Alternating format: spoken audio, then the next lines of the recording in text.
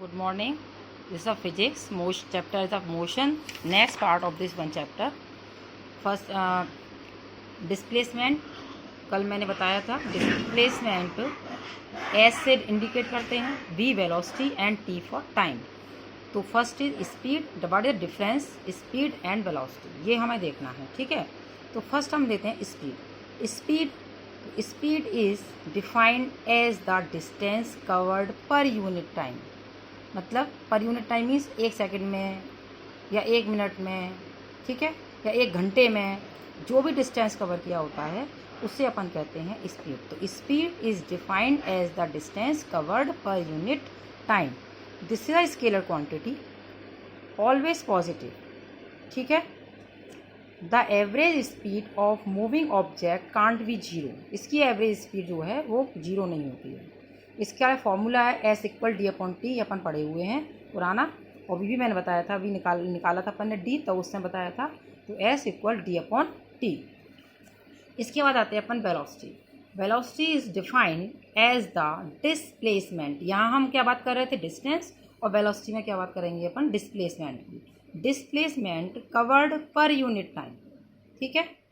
This is a vector quantity. यहाँ पर this is can be positive और negative. कैसे होगा वो मैं आगे बताऊंगी. तो ये पॉजिटिव भी हो सकता है और नेगेटिव भी हो सकता है. इसके बाद next is average velocity of moving object can be zero. ठीक है. इसकी जो एवरेज वेलोसिटी है वो जीरो भी हो सकती है. इसका फॉर्मूला है v equal S upon T. v means velocity, S means displacement upon time. अब नेक्स्ट आते हैं हम एवरेज वेलोसिटी, एवरेज स्पीड कैसे निकालते हैं. तो पहले एवरेज स्पीड के लिए फॉर्मूला है हमारे पास. Average speed equal total distance travelled, total distance covered by object upon a total time taken. जैसे फॉर एग्जांपल टोटल डिस्टेंस, मान लो कोई ऑब्जेक्ट है, मान लो हम कार से जा रहे हैं. ठीक है.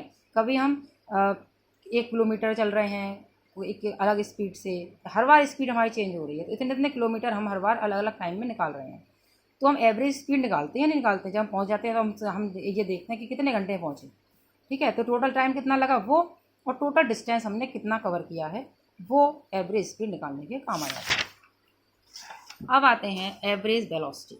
इसमें हम क्या करते हैं, initial velocity plus final velocity. Initial का मतलब होता है कि हम स्टार्टिंग में जिस वेलोसिटी से चले थे वो, प्लस फाइनल वेलोसिटी जो हम लास्ट में चले हैं वो, अपॉन 2.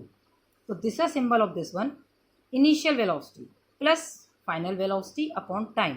इनिशियल वेलोसिटी देखो जीरो होती है, मोस्ट ऑफ जीरो होती है, क्योंकि हमेशा ऑब्जेक्ट रेस्ट से चलना स्टार्ट करता है. ठीक है. तो initial velocity most of rest से होती है, इसलिए ये मोस्ट ऑफ जीरो होती है.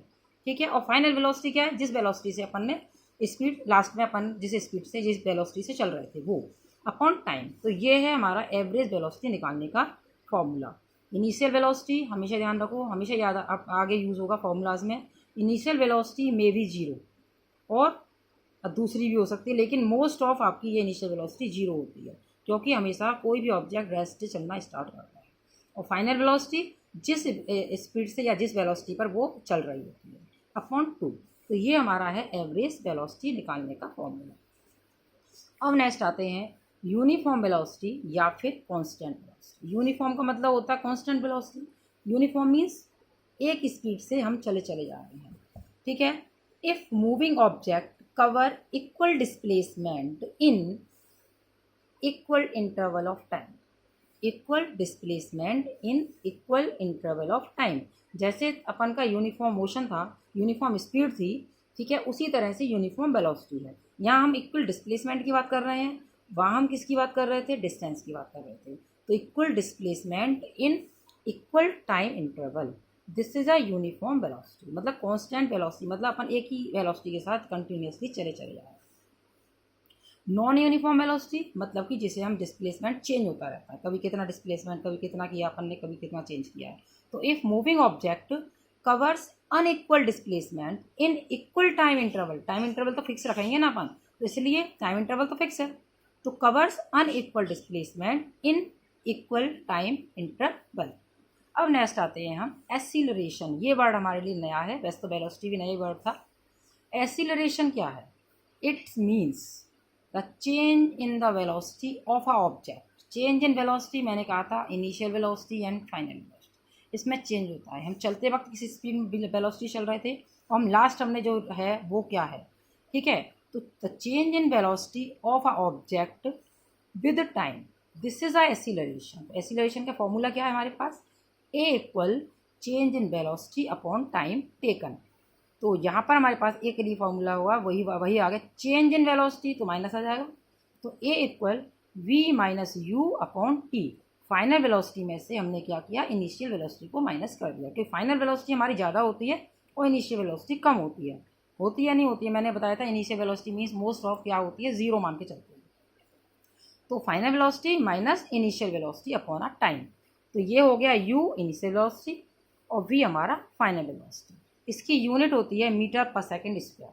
देखो इसको अपन यदि हम देखें तो इसको यदि हमें निकालना आता है तो हम इसे आराम से निकाल सकते हैं कि मीटर पर सेकंड स्क्वायर निकल के कैसे आया है। और निकालना मैं तुम्हें समझा देती हूँ, जैसे फॉर एग्जांपल एरिया, ठीक है। एरिया के लिए एक फॉर्मूला हमारे पास होता है लेंथ और विड्थ, ठीक है। इसको अपन क्या करते हैं, इसको भी मी से एम से डालते हैं, इसको भी एम से डालते हैं। तो इसका क्या होता है, यूनिट एम स्क्वायर, ठीक है। तो ये हमारा यूनिट निकालने का तरीका होता है कि हम किसी भी फॉर्मूले से आराम से यूनिट निकाल सकते हैं। This is may be negative और पॉजिटिव। ये कैसे होगा नेगेटिव और पॉजिटिव, मैं आगे बताऊंगी इसे, ठीक है। This is may be negative और मे बी पॉजिटिव। अब आते हैं दो तरह यूनिफॉर्म है, एक आपका और एक नॉन यूनिफॉर्म है। Uniform acceleration and non uniform acceleration. इसमें वेलोसिटी टाइम ग्राफ बनाते हैं, क्योंकि यहाँ पर अपन ने क्या यूज़ किया हुआ है, वेलोसिटी और टाइम, ठीक है। फॉर्मूले में वेलोसिटी टाइम है, इसलिए इसके लिए हम ग्राफ बनाएंगे वेलोसिटी टाइम ग्राफ।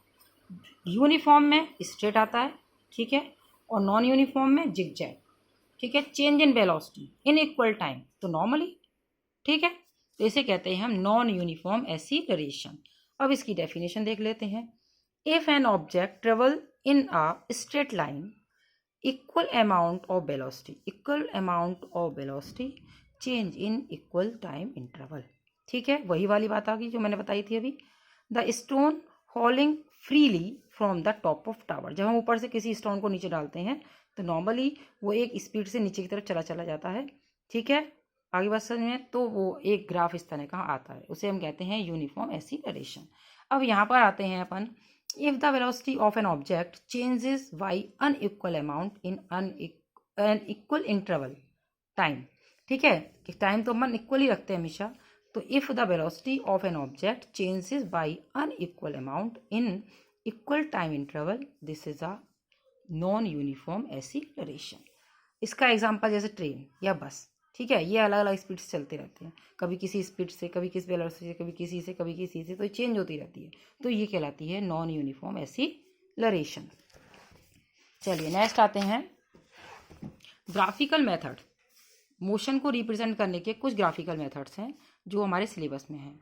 तो ग्राफिकल रिप्रेजेंटेशन ऑफ मोशन, पहला ये हम 7th में ही पढ़े हुए हैं मोशन में, ग्राफ में।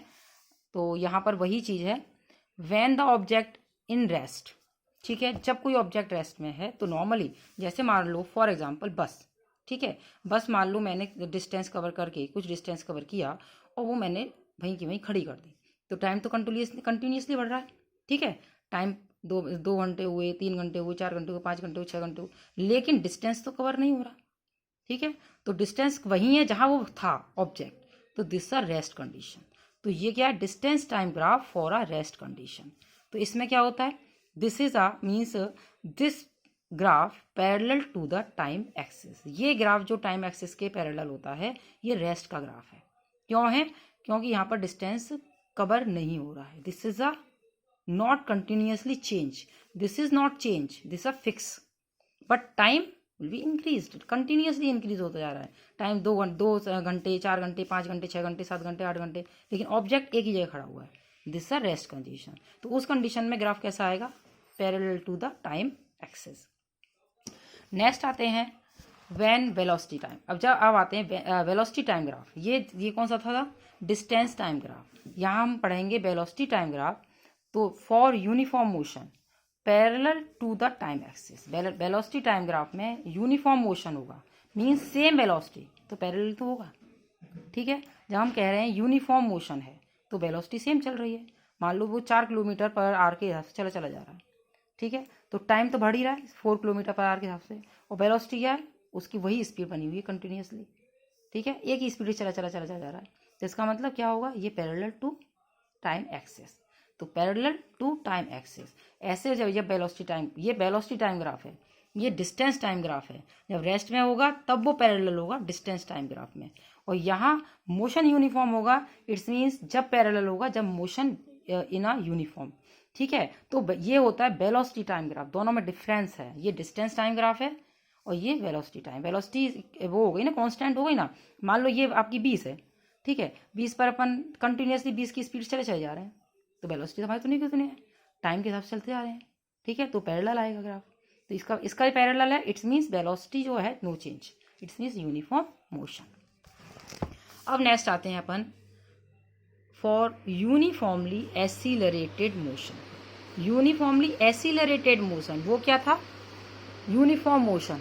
ठीक है, और ये है एसिलरेशन। तो यूनिफॉर्म एसिलरेशन यूँ समझिए। ठीक है, समझ में आ गया। तो velocity change, equal velocity change in equal time interval, यही वाली बात थी अपन की। तो velocity time graph, velocity change, जैसे मान लीजिए 10 किलोमीटर पर आवर के हिसाब से चल रहा है, 10 किलोमीटर पर आवर के हिसाब से चल रहा है, 10 किलोमीटर पर आवर के हिसाब से, तो ये स्ट्रेट लाइन में आ गया ग्राफ। ठीक है, तो इसे कहते हैं हम यूनिफॉर्मली एसिलरेटेड मोशन। इसको हम पॉजिटिव कहेंगे, ऑल्सो पॉजिटिव एसिलरेशन। क्यों कहेंगे, मैंने ये वाली बात तुमसे उस समय कहा था कि एक फॉर्मूला हमारे पास क्या था, A equal v minus u upon t. तो v क्या है हमारा, फाइनल वेलोसिटी। ठीक है, माइनस इनिशियल वेलोसिटी। तो फाइनल वेलोसिटी हमारी क्या ज़्यादा आ रही है, जब हम चलते आ रहे हैं आगे की तरफ, तो फाइनल वेलोसिटी मान लो ये है, तो मान लो ये हमारा 40 है। ठीक है, तो 40 हो गया।